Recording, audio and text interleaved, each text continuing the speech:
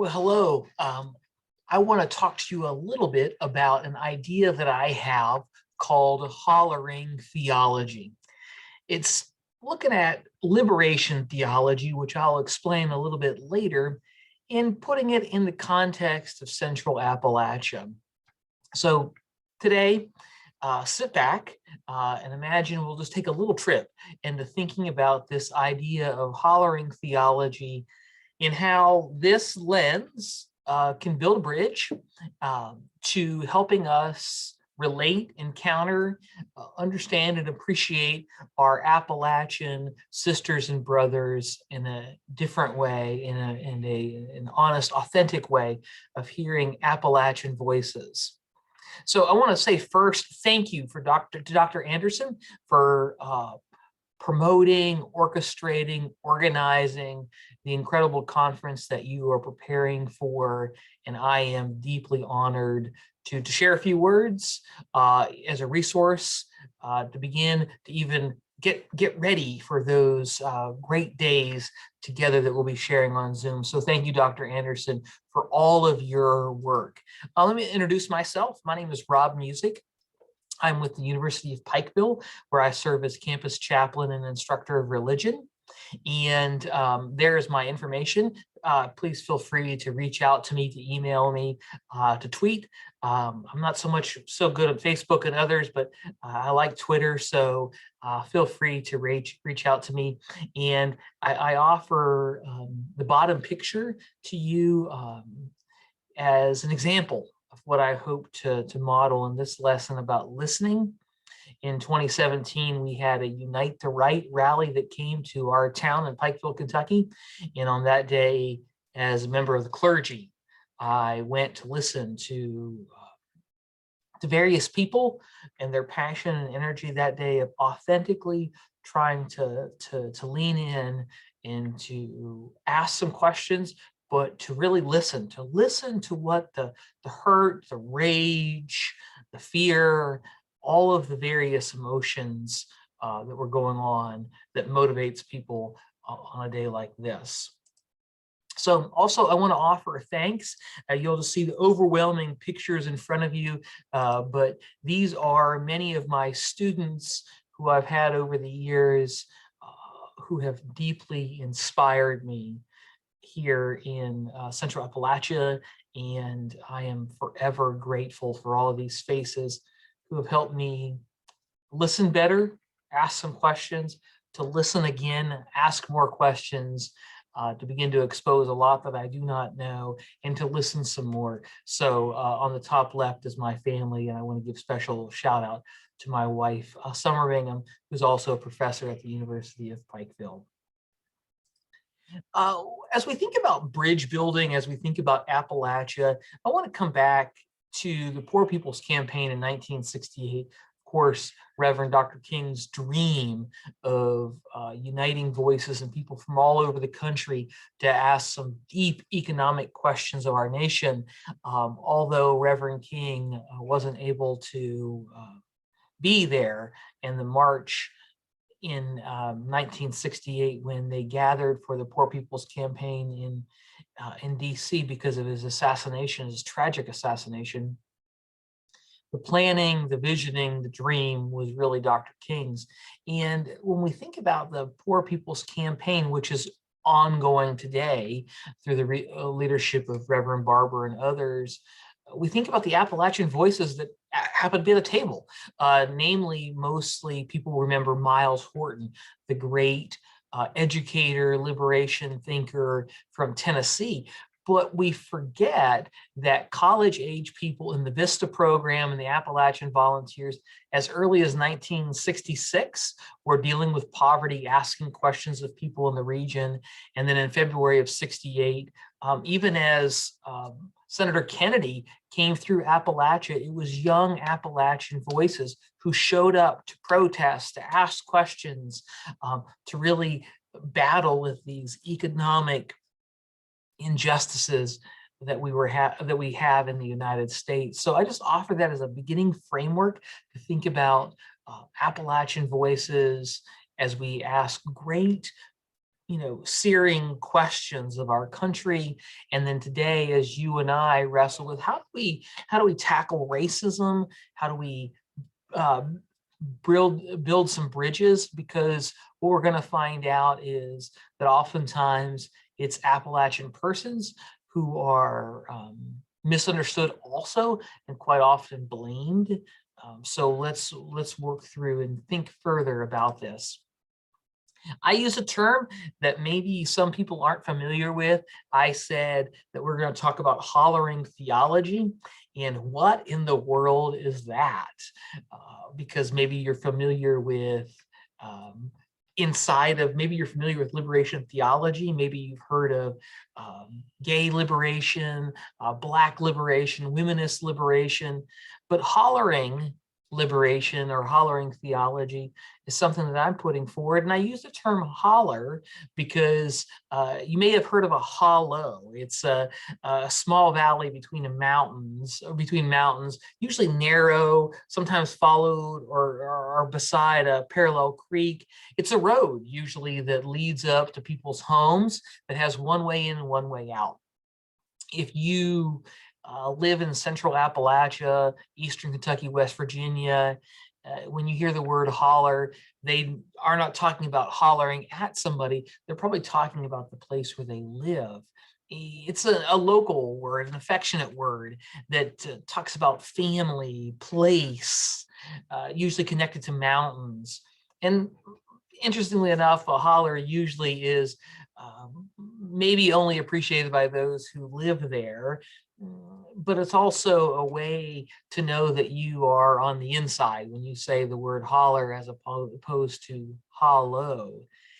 Of course, it can also mean something that you're very passionate about, you're almost shouting about. So I use this word as a framing idea of work inside of Central Appalachia. So some questions I think about when we begin to work in Central Appalachia or begin to embrace the Appalachian story or the hillbilly story. And throughout this talk, I'm going to use the word hillbilly in a very positive way. I'm a proud Appalachian American. I'm a proud hillbilly, and you can call me hillbilly. I take that term on as a badge of honor. I'm glad to self-identify as a hillbilly. But some starting questions that that I've been really wrestling with is the idea: who are the poor and suffering of Central Appalachia? And to use the theologian John Sobrino's idea, how does one take poor off the cross in Eastern Kentucky? And inside of liberation theology, there's some further questions people need to ask. What are the systems of oppression? Who hold the power? How is God working against these systems of oppression? Where are the false gods, the forces of death at play? Who are the local players who are using grassroots methods for systematic change? I asked a question personally of the university I work with. What are we doing to empower critical awakening and to begin to see, name, label, act against these systems of oppression? Later, I'm going to ask some questions about is the use of stereotype or stereotypes a particularly cultural shaming? Are those forces of oppression that do damage to hillbillies, the pervasive image of the hillbilly? And also, how does hollering theology begin to tackle this idea of the force of oppression that comes through a negative hillbilly stereotype? So let's continue. And one thing about the type of work that I do as a pastoral theologian is that we have a method, and the method that I use is called a pastoral cycle. It comes from two South American theologians, Leonardo Boff and his brother, and they do what's called See, Judge, Act. So we're going to walk through the first method of See as we develop hollering theology. And I use the term Central Appalachia. If you're not familiar with Appalachia, Appalachia, of course, is typically defined by the region of the Appalachian Mountains, which stretch all the way past Pennsylvania and go all the way down into Alabama. Up in the Pennsylvania area, we're thinking about North Appalachia. As we move down towards Alabama, we're thinking of Southern Appalachia.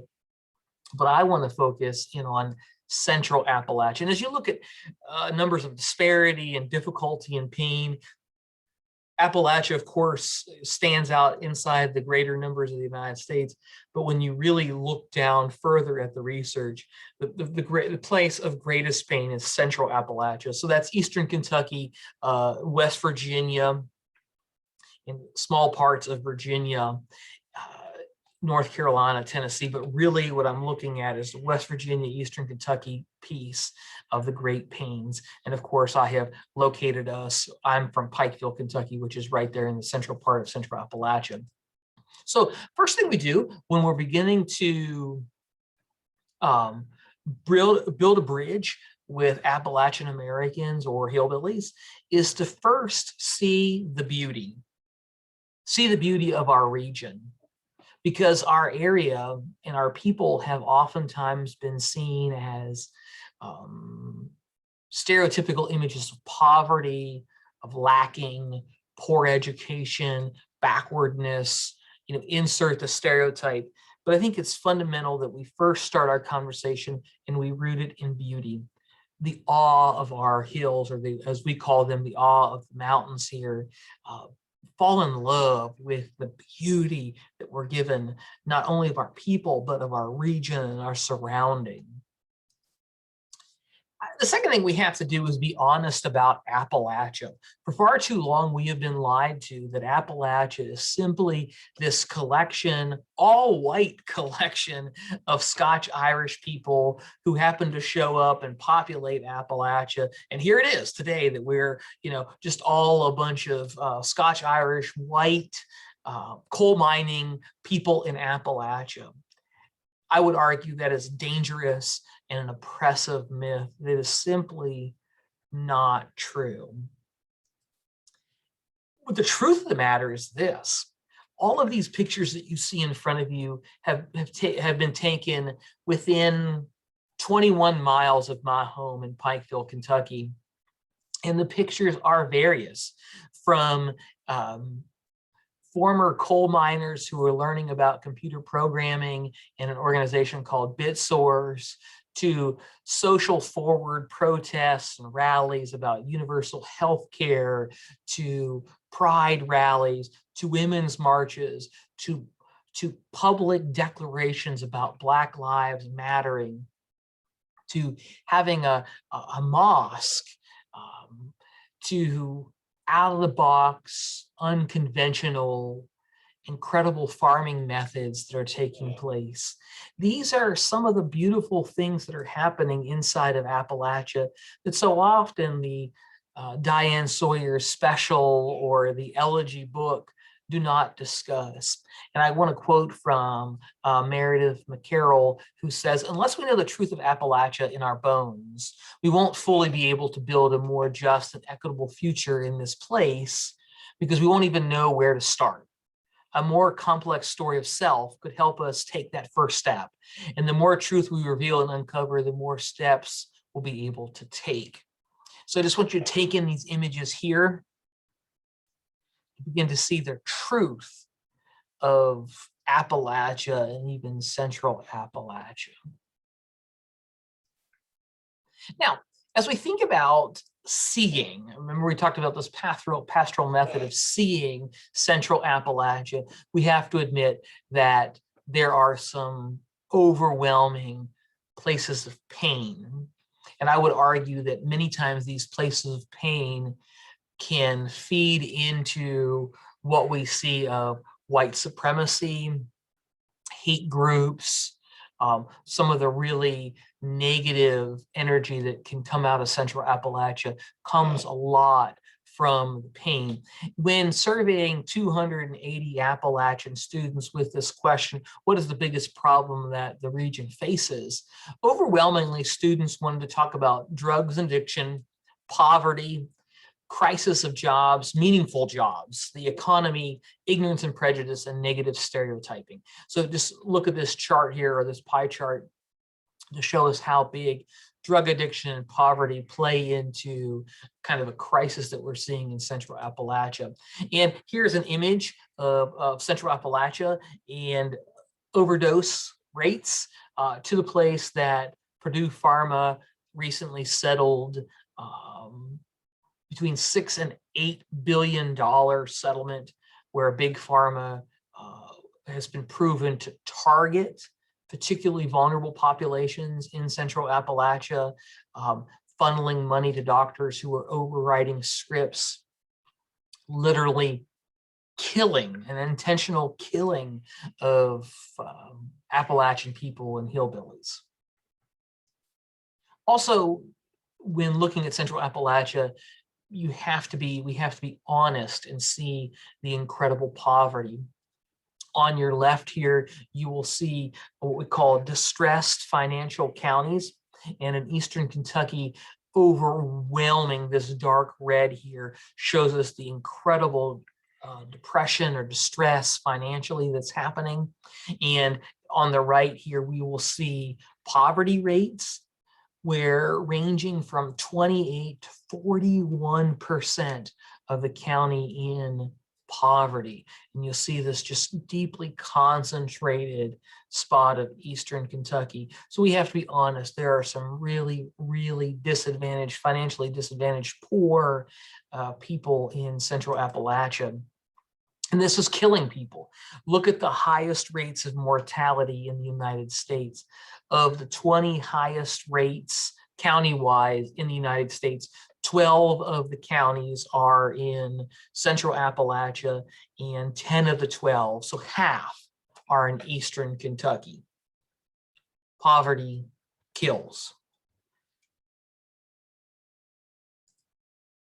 A couple other things that we find out: education, of course, is lacking. The average in the United States, about 1/3 of the population has a bachelor's degree. That's about 14.8% in Central Appalachia. And of course, one of the myths is that everyone's a coal miner around here. And what we're going to find out, in the last 40 years, coal mining has rapidly been dwindling away from a height of nearly 38,000 coal mining jobs in 1980 in Eastern Kentucky to now about 3,300. So coal mining is becoming very less and less in our region, in our area. And a lot of times that now there's this strategy with the rise of the prison industrial complex of putting prisons in Appalachia, particularly Central Appalachia. You'll notice up the top left there, to try to funnel and to kind of replace these jobs and this horrific offering that we're being given the region to incarcerate people, which is so problematic on many different levels. One last thing that we need to see when it comes to Appalachia is just the high rates of diseases of despair. And what I mean by diseases of despair, we're talking about mortality rates of overdose, suicide, liver disease. And these are just rates here of Appalachia. But when we look at even inside of Central Appalachia, the rates are even worse. So I just offer this here to see some pain in our region. So as we think about the hillbilly story or the Appalachian story, first you see our beauty, but then also please see the pain, see the poverty, see the difficulty. Give you a little bit of background about where I work in the University of Pikeville, what we're trying to do. Small Presbyterian school, and open enrollment, and with that here, what we're trying to do is to empower students to bridge that, to move that 14.8% into closer to a national average. But when we think about quote unquote liberating Appalachia? What are some traditional approaches that have happened? Or how have people tried to do this in the past? First, economics, right? We talked about the poverty numbers, and economics has been preeminently and primarily the way that liberation has sought to happen in Appalachia. And we think of the creation of the Appalachian Regional Commission, which started as a commission started by President Kennedy in 1963, but was signed into a federal organization or agency in 1965 by President Lyndon Johnson. So put money into the region, and that's going to solve the problem, right? Others have sought education. You think about the slide I just showed you with the University of Pikeville, is that, give people or get people educated, and that will change the dynamic. Of course, Christian missionaries came to save, quote unquote, the hillbilly savage, and it has been coming for the last 150 years to the region. Also, we find out one of the ways that people have sought to liberate Appalachia is to change the way that they understand their faith, and to realize, what, maybe it's not going to get any better here, so we need to hold out hope for heaven. But as we think about traditional ways people have sought to liberate Appalachia, we need to ask some questions about what is causing the oppression here. And the first thing we have to be honest is a long history of extraction in an economic base based on extracting from the area, from timber to, of course, coal mining, which we'll talk about a little bit later. Another source of oppression has actually been the 1965 Federal War on Poverty, which was declared in Martin County, Inez, Kentucky, about 35 minutes or 40 minutes from Pikeville, Kentucky, which created this huge wave of federal dependency. Of course, we have to be honest, another source of oppression is high rates of addiction, which we've talked about a few minutes ago. And I want to argue that the thing that we're not talking enough about is the hillbilly stereotype and what is happening now through internalized oppression of mountain people, so of Appalachian people. Was saying that this kind of war, or at least intentional framing, false framing of Appalachian people has been going on for a long time. I lift up one yellow journalist of John Fox Jr., who began to write these negative stories about mountaineers, Appalachian people, hillbillies. And the truth of the matter is John Fox Jr. was also working for a mining company.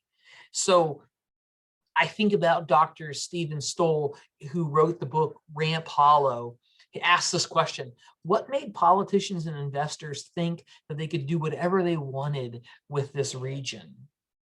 Right? How could you come in and take from the mountains, take from the people, lie to them, trick them out of their mineral rights, take all of their natural financial capital, rip it out of the region, invest it in other places, and leave people poor? How could you do that, right? And it comes from the dehumanizing of the people who live in the region. Dr. Barbara Ellen Smith, I think, says it all when she says the imagery of the hillbilly sends the message that this is a region of trash, so why not trash it? And we're going to find out that as the region was discovered for its natural resourcing, the timber and the coal, then it became necessary to create this narrative, the negative hillbilly, so that things could be taken and people wouldn't feel guilty about it. You're doing this naive, ignorant, backward, savage hillbilly a favor by taking from them and giving them back token offerings. We have to be honest about an economic base of extraction. What I mean by that is taking a natural resource from the earth, thinking about wood, coal, other minerals, and leaving behind just the remnants. On the bottom right, you'll see a strip job, mining job. Now, of course, there's been a lot of laws in place to push against this, and there are some beautiful, on the surface, beautiful areas where some things have been built on former strip mining spots. think of Walmarts, think of schools, etc. But we do know the numbers do not lie when it comes to poverty rates and death rates where this type of coal mining has taken place. And the numbers are horrifying, that the closer you get to a mine site, the higher the rates of poverty and the higher rates of death. But the extraction economy piece of Appalachia has been told and taught by many incredible thinkers and work. Today, what I want to do is, as we think about building a bridge into Appalachian realities or Appalachian people or a hillbilly, I think first we have to be honest, and where I want to camp at for a while is thinking about the hillbilly stereotype. And here you see some images of when you think about Appalachia or when you think about a hillbilly, here are some images that may come to your mind, right? You think of poverty, backwardness, bad teeth, camouflage, poverty. A lot of times people want to connect Appalachia with a place of racism. This incredible love for guns but I want to push against this. I actually want to push against this very significantly. And again, here's another example of the stereotype of a hillbilly. Some people will use the redneck. I would argue these are two different terms, but for a general moment of conversation, we can think about both of these terms. But I would like to argue that there has been an intentional strategy of the creation of a hillbilly. Let's think back to the 1700s for a second, as people are pushing out the natives, right? Particularly in central Appalachia, eastern Kentucky, particularly as the Shawnee and other first peoples were being pushed out. You have the first real images of the quote unquote white settler who was coming into the region as this brave mountaineer. Even West Virginia is the mountaineer state. And you think of the brave Davy Crockett, Daniel Boone type image of the brave mountaineer. That worked for a while. But after the Civil War and after the mountain people were used for the benefit of the Union, then the feudist image comes about and becomes very, very popular. Think Hatfield McCoy, this bloodletting, feuding, mountain rivalry type people that have really no abilities or restraints. They simply will fight and hold grudges, and they are wild, vicious people shooting at whatever they want for local loyalties. That dangerous feuding person shifts into the lazy, drunken moonshiner. Later, of course, with the rise of the 1970s and 80s, you will see just the 60s, 70s, and 80s, you'll see the poor, pathetic, disadvantaged hillbilly on TV specials. It's even so popular, you'll see it in the longest running show, The Simpsons. Cletus is this backward, ignorant, but now harmless hillbilly. Some of the newer rising images coming out of Appalachia is this ignorant, backward, but meth addicted hillbilly. And the latest shift has been since 2016 and the rise of such works like Hillbilly Elegy, the Trump phenomenon, is that blaming Appalachia for the rise of Donald Trump, of the disenfranchised kind of white person in the United States, and really now being seen as a traitor. So originally, quote unquote, a hero as a mountaineer, all through this cycle to now a dangerous traitor who can't be trusted. This hillbilly image, this shaming that is happening, is unfortunately being owned by many people here in the mountains. And this process is internalized oppression. It's the process and experiences of people who are marginalized, who begin to adopt the dominant group's ideology, accepting a subordinate or lesser status, that this oppression is actually deserved. It's natural, it's inevitable, right? And a lot of my thinking comes from Dr. Tillman Williams, whose work came out of the UMass Amherst. And this is Dr. Williams's image about the 3 levels: process, state, and action. And I would encourage you to look at Dr. Williams's work. I think it's just absolutely brilliant when it comes to internalized oppression. The picture down at the bottom is actually an image from my town in Pikeville, Kentucky.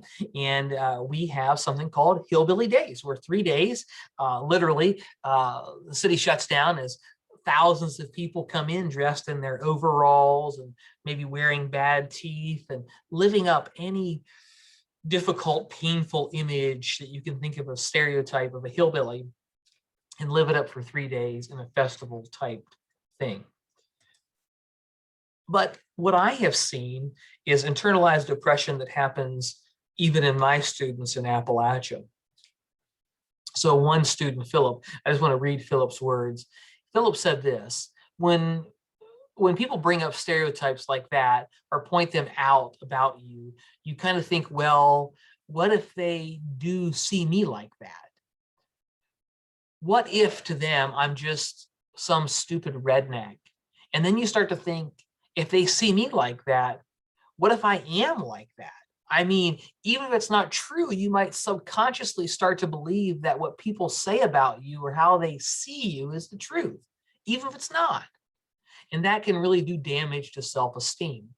Allison shares a very similar type thing when she's talking about her accent, her Eastern Kentucky or Appalachian dialect or accent, and kind of this idea that as soon as you open your mouth, people think that you're less educated, that instantly when you open your mouth and you have that Eastern Kentucky accent, they automatically picture the overalls, no teeth, ignorant type hillbilly that Philip was talking about also. So I would argue that this hillbilly image is being, the hillbillyization of the heart is really happening in mountain people. And of course, again, this happens through things like the way that press covered the Hatfield-McCoy vendetta, to one of the more famous books that came out of Appalachia, written by Jack Weller, called Yesterday's People, and which really did damage to our region. And of course, that book was pushed against by a book by a local Appalachian lawyer and state elected official called Night Comes to the Cumberlands by Harry Caudill.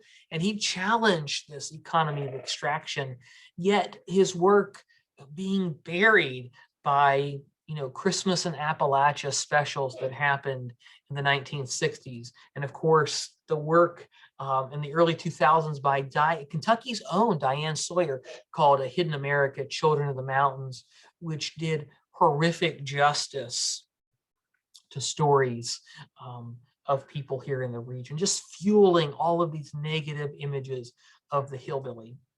So I would encourage people to think about really looking at what is known as Appalachian studies. Appalachian studies is the formal study of all things Appalachia or Appalachian, centering on culture, people, distinctive qualities of the subset of people. And probably the great forerunner of Appalachian studies is Loyal Jones, who taught at Berea College for many years. His book, Appalachian Values, I would highly lift up. And Loyal Jones provides a really great framing when he says this: all work in Appalachia must be based on the genuine needs as expressed by mountain people themselves. Whatever work is done must be done with the recognition that Appalachian culture is real and it's functioning. But interestingly enough, today, when you look up Appalachia, or if you Google the word hillbilly, without a shadow of a doubt, the first thing you're going to run into is New York Times bestselling book, Hillbilly Elegy, written by hedge fund manager J.D. Vance. J.D. Vance has just announced that he's running for the United States Senate. And J.D. Vance's work, which was a personal memoir, is a very controversial work that has done more damage than it has done good for the region and for hillbillies. I think that the Hillbilly Elegy is an interesting read if you look at it as one particular person's understanding of their own family dynamic. If you read it simply as a family memoir, it's an interesting read that a lot of my students will really lean into and cry in moments and really connect with. The danger is when you take J.D. Vance's family and you say, behold, this is Appalachia, this is the hillbilly story, this is the narrative. This is where his work becomes really problematic and very oppressive. So as we think about the pains of Appalachia, as we think about the hillbilly struggle, I want to come back to 1964 when President Johnson declared the war on poverty. He did that, as I said, in Martin County, Kentucky, and Inez, Kentucky, on the porch of Tom Fletcher. And this great media moment of Tom Fletcher, this poor, dilapidated, tar-covered, porched home with these 8 children in this great plight where America could feel really good about itself and helping the poor hillbilly. America was also shocked at this underside of this deeply, what they deemed backward, poor people, created this overwhelming flood of federal money into the region through all of these federal programs, which have really created a dramatic sense of disempowerment of people. And let me continue on and just look at some numbers. What we saw in 1960 poverty rates as comparison today, and mortality rates, and looking at them today. And we've actually seen that poverty rates as a country and as a region have gotten better, yet Appalachia is still behind the national poverty rates, and in Eastern Kentucky, dramatically behind it. So after 60 years of this war on poverty, it turns out statistically, people aren't better in the mountains. And mortality rates are actually worse now. And what we've noticed is that disability rates are dramatically higher now than they were before. Now, I'm not saying that just because the war on poverty happened, all this is happening. What I want to say is the war on poverty has not helped like it was designed to. And in many ways, this incredibly great intended, federal push has actually had many, many negative consequences that so often it's difficult to talk about. But as mountain people, we need to have this conversation. And we'll just look here, looking at the federal dependency rates and the dramatic change that's happened, okay? And a quote from Reverend King. Reverend King, when talking about the United States' involvement with Vietnam, Reverend King said this: a true revolution of values will cause us to question the fairness and justice of many of our past and present policies. On the one hand, we are called to play the Good Samaritan on life's roadside, but that will be only an initial act. One day we must come to see that the whole Jericho road must be transformed so that men and women will not be constantly beaten and robbed as they make the journey on life's highway. True compassion is more than flinging a coin to a beggar. It comes to see that an ephesus which produces beggars needs restructuring. So the structure that creates the begging needs challenged, and upheaval needs to happen.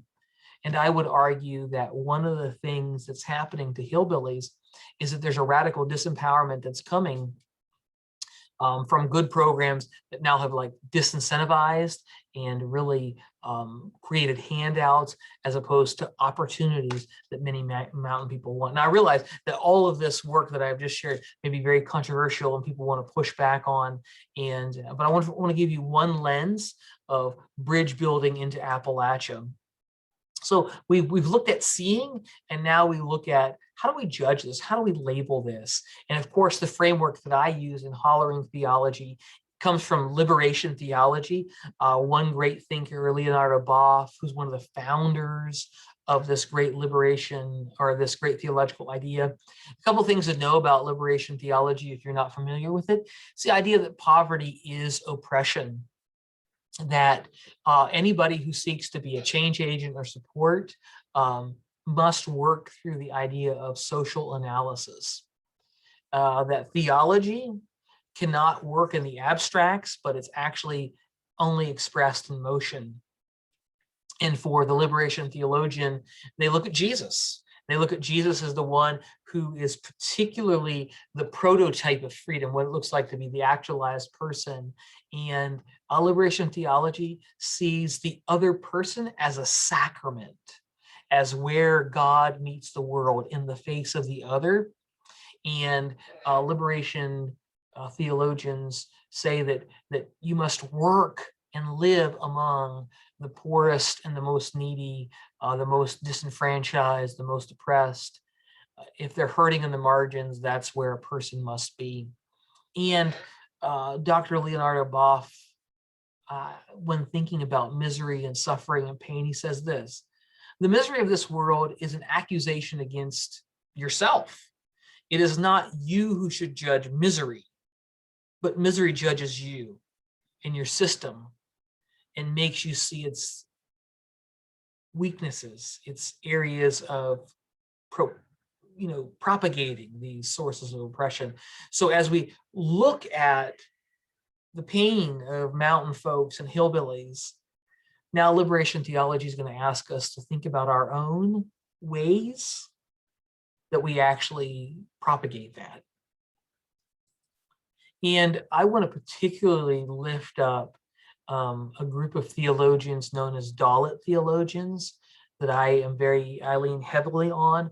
Dalit theologians come from the work of typically Dalit Indians and from the subcontinent of India. And the reason why I think Dalit theology is so helpful for mountain people or hillbillies is this idea that Dalit theologians talk a lot about when your group of people are seen as unclean or demonized, seen as lower social status, and that's fueled by oppressive religious structures. One of the things that we have to talk about in Appalachia is, are there oppressive religious structures? And I would say absolutely. So when we think about it, we think about a Dalit hermeneutic. Hermeneutic means simply the kind of the scientific interpretation or study of scripture. And just so you know, we're on the same page. Dalits are those who are struggling for life, a life free from fear, a life free from humiliation and rejection, want and deprivation. They see God as intervening on their behalf. And God is always moving towards those who are the victims of abuse and who are being destroyed. The hillbilly sees great inspiration in Dalits because Dalits are exposing the sense of othering somebody because the Dalits are being othered. Also, Dalits really help understand false consciousness by the idea of relabeling and renaming things. And of course, preeminently, Dalit theologians look at the person of Jesus, and they say Jesus was preeminently the first and foremost Dalit, right? So rather than seeing Dalits as the unclean or the untouchable, seeing Jesus as a Dalit. And Dalits really will push against any religious system that subjugates a people and normalizes it, which hillbillies have a lot to see and learn from Dalit theologians. So as we research, what do we learn from this? Firstly, that mountain people, hillbillies need new examples of leaders. Just as Dalits looked at Dr. Abedkar and saw a great leader who would challenge oppressive religious structures, mountain people need images. I lift up one leader, Dr. W.C. Hambley, who was a mayor of a local town who literally worked on rerouting the river and bringing in industry. But when he rerouted the river, it wasn't just for economic uplift. He rerouted the river because the town had been overwhelmingly destroyed multiple times due to flooding. And Dr. Hambly always argued that a hillbilly is not a person of ignorance and backwardness. A hillbilly is one who can be at the forefront of social change, economic uplift, and literally the one who can change a community. See, the goal is for the oppressed to see themselves as the image of God. And I think that Doc Hambly is a good example of a leader to put in front of mountain people. Also, in this work, it is looking at things that can become the tools of resistance. And in Appalachia, I lift up the banjo. The banjo shatters this notion of a single narrative of Appalachia, which is exclusively this idea of the exclusive white hillbilly or the exclusive white coal miner. The banjo proves that Appalachia is a place of diversity, a complexity. Appalachia is not just simply this place of Scotch-Irish bootleggers who wear overalls, but the banjo, quoted here by Dr. Jason Lee Oakes, the banjo is the best example of an instrument that's forever been caught between colliding vectors of American culture, black and white, masculine, feminine, rural, urban, among others. The instrument served as a means of preserving and syncretizing various African aesthetics and belief systems among African Americans, and also served as an emblem of cultural crossover and collaboration with Anglo-Americans. But equally, it was used as a tool of cultural exploitation, serving as an emblem of racist slander and stereotyping through its use of blackface. So as you can see here in the picture at the bottom, how it was been used to propagate imagery, but also the image down there on the left I want to lift up is the first picture that we have of the banjo being used in the United States. And on the top is an image today of Ralph Stanley, who's one of the great bluegrass players. These two images help us to understand the origins of the banjo and how, when it got here to Appalachia, it is a great example of intersectionality and why the banjo can be lifted up by mountain people to say that we're not this narrative, this single narrative as expressed in so much of media. Also, another one is the image of the coal mine. And can you connect the coal mine to the tomb of Jesus, right, where death happens? But is there also out of the mine, rather than forcing people to go in there and extract from the mountains and plunder Mother Earth, are there other things that can be done? So some things to think about there. And finally, as we look at how are we going to act? We've seen the pain, we're judging it now, but how do we act? And of course, many of you are very familiar with critical pedagogy. I would lift up thinkers like Paulo Freire and Appalachian liberator, educator Miles Horton and the Highlander School. But what I've learned from my students and listening is that one of the things that students really long for is for people to understand how poverty really impacts the region, even impacting their educational choices. Students absolutely want to make a difference. Mountain students want to make a difference, but because of the financial constraints or the ties, they have to take care of family, right? Appalachian people have a strong connection to the region, but what they do not want are handouts. Mountain students and hillbillies want opportunities. That oftentimes mountain people are going to be really embarrassed of their accent and will try to code switch. And one of the examples that I use is one of my students, Dustin, who's right here. He's your third one from the left. Dustin has had long conversations with me about, as soon as he moved out of the mountains, that he's worked really, really hard to leave his Eastern Kentucky accent. He's a brilliant young mind and a great leader, yet feeling this shame from a region. And but also mountain people believe that change is possible. And so the lens that I offer is Hollering theology. Hollering theology is a contextual attempt of taking liberation theology into Central Appalachia. It's birthed when hillbillies control their own theological lens, language, narrative, cultural narrative. And although at times the oppression is internalized through the hillbilly shaming, I'm going to argue it's destructive, it's systematic, but we really have to work really hard to understand mountain people. St. Thomas Aquinas once said, "An error concerning the world will lead us to an error concerning God." And I would argue if we don't understand the hollers of Eastern Kentucky and West Virginia, we will never really see and understand what's going on with these statistics and numbers that so often are widely plastered all over the place of the plight or the need of the mountain, of the hillbilly.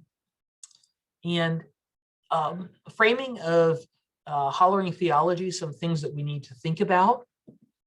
Number one, hillbillies are not only a victim. They're not only a poor person in a picture. Disempowerment is damaging, and as damaging as extraction. A theologian or a person must never lower their standards with mountain people, saying, "Oh, well, they're just a hillbilly." No, raise your standards. When you lower your standards, that's a way of exploiting us also. And the poverty, of course, here is crushing. Big Pharma has played into that. And but what I would also argue is that there is a crisis going on in the mountains, an existential crisis, an existential wound that is facing many hillbilly people because of the crushing poverty and then the lack of opportunities or resources. The lack of meaningful employment here is at crisis levels. And that it's the work of people, it's the work of God to help people have meaningful employment and purpose. And I would argue that the Bible would even label these unchecked monthly handouts as making people pawns in a greater system of degradation. If you are a person familiar with the Bible, I offer a biblical lens of the creation story. There are two creation stories in the Bible, but in Genesis chapter 2 is a second creation story. And I would argue that through that lens is a great way to begin to build a bridge with Appalachian people. And the first thing we start with in that creation story is that the author tells the story of God creating a good, beautiful world, a beautiful garden. And for Appalachian people, for hillbillies, it starts with the mountains. It starts with the geographic region. And we even see this here with Appalachian educator Wes Rose. He says this, he says, "My grandpa and my dad taught me a lot about what it means to be from the mountains. Appalachia is a culture full of storytellers, tree watchers, and hard workers. My grandpa would keep the tales of the hills alive as he would wax about the trails and creatures that may or may not inhabit them. My dad, too, would tell about the timber rattler that my grandpa once sat on, apparently was so large as a fallen maple tree. I would ride through the hills of Kentucky and Virginia listening to my grandpa talk about all the history of these mountains and about birds and trails, all these type of things." So to start with the beautiful mountains of Appalachia as a starting place. The second thing is this, and the creation story, we find out that humanity is the bearer of God's image. And this pushes against the internalized oppression of mountain people when the word hillbilly comes up. And the lie is this, that somehow the hillbilly needs the handout or else the hillbilly will die left to his or her own devices, right? That is then, of course, internalized. I call it the hillbillyizing of the heart, which can lead to resigned acceptance of one's fate, of being underachieving or addicted. Great Appalachian scholar Roger Cunningham, he talks about his own sense of this. He says, I was ashamed of the way that we were portrayed. I was very satisfied with his Appalachian identity until he saw the horror on the faces of the people of the United States when they were looking at pictures of the poor, the backward, and he suddenly felt bad about stuff, and he resented what people were doing to mountain culture. So you start with a place of beauty in the mountains, and then you look to the hillbilly as a bearer of God's image. Of course, you also see in the creation story how God gives meaningful work, placed Adam and Eve in this garden. And so often mountain people are looking for meaningful work that doesn't ask them to destroy their own homes, such as in coal mining, but something that has purpose and meaning. So we're looking for powerful, helpful investment in the region that creates opportunity. Of course, in the creation story, as Adam and Eve are placed together, they are given a family. And family for Appalachia is a gift of God. So, as I started my talk today, I talked about my wife. I showed you a picture of my family and my greater extended kin or family in Appalachia to Bureau to Bridge. It's going to be a conversation about family. Now, family is complex in our region, and many times people in the mountains can feel kind of snagged by their families or asking things of them. Yet the family creates a communal wisdom that's really important to see. And of course, in this creation story of Genesis 2, we find out at the end of the Bible story, it says that Adam and Eve were naked and they were unashamed. What does it mean to allow a person to be unashamed of a hillbilly? Because so often when you think about a hillbilly, you think of the poverty or the lack of education or the bad teeth. But really, what does it look like for a person to introduce themselves and be a proud hillbilly? And I would argue that as a person owns their hillbilly self, their Appalachian American identity, that's a place of resistance against the traditional cultural shaming and the traditional norm that's laid out here in the country. So I encourage people to own their hillbilly identity, not to be ashamed of it all, but be a proud hillbilly.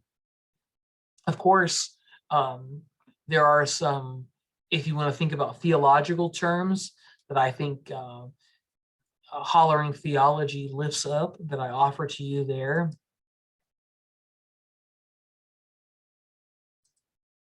The last place I want to go is this, and because I'm a pastoral theologian, I want to look at Jesus as an ultimate hillbilly, and I really lean into my brothers and sisters who've gone before me in Dalit theology.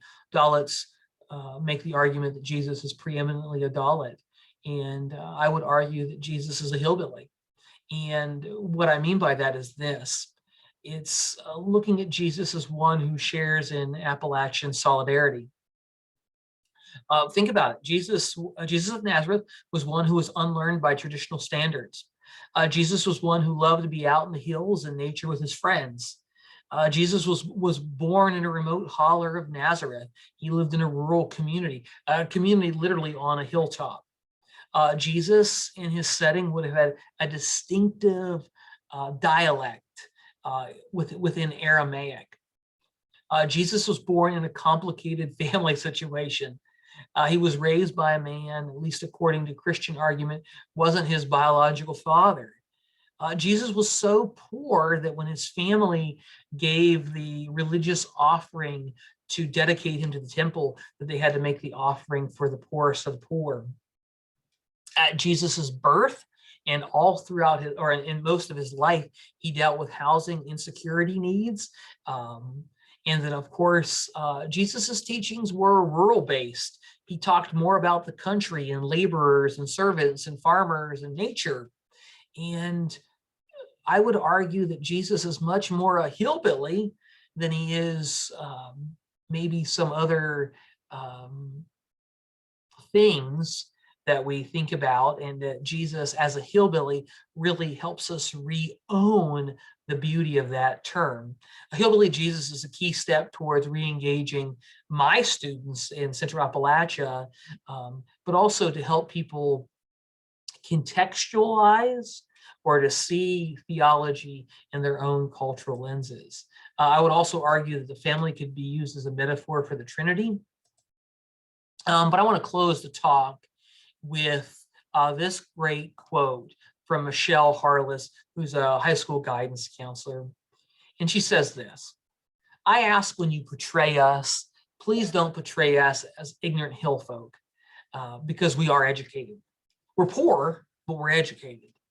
And everyone's pretty proud about that. It's not a desolate place where no hope can be found.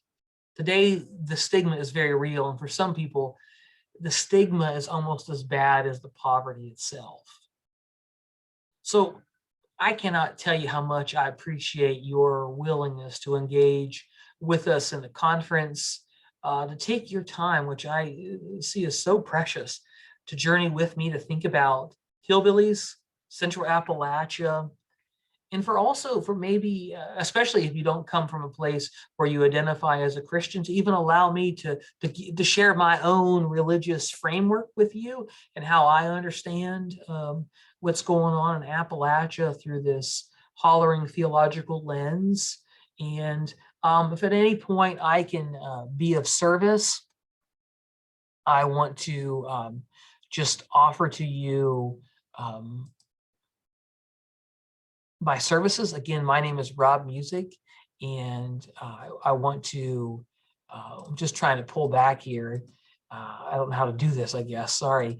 But let me pull it up here and give you all of my contact one more time so you have it. And here it is. Again, here's my contact. I would love to dialogue with you further. If there are places where I cause pain for you, I want to apologize. If there are places you would love to kind of intentionally push against, I would love to hear from you. This work of Hollering Theology is an evolving process. It's me kind of thinking out loud with you, but as a person who is a hillbilly serving in Central Appalachia, it's something that I've been working on. And I would love to dialogue more and help me in any way you can help me see and hear better. I would long for that. So thanks so much for your time, and thanks for participating in our conference.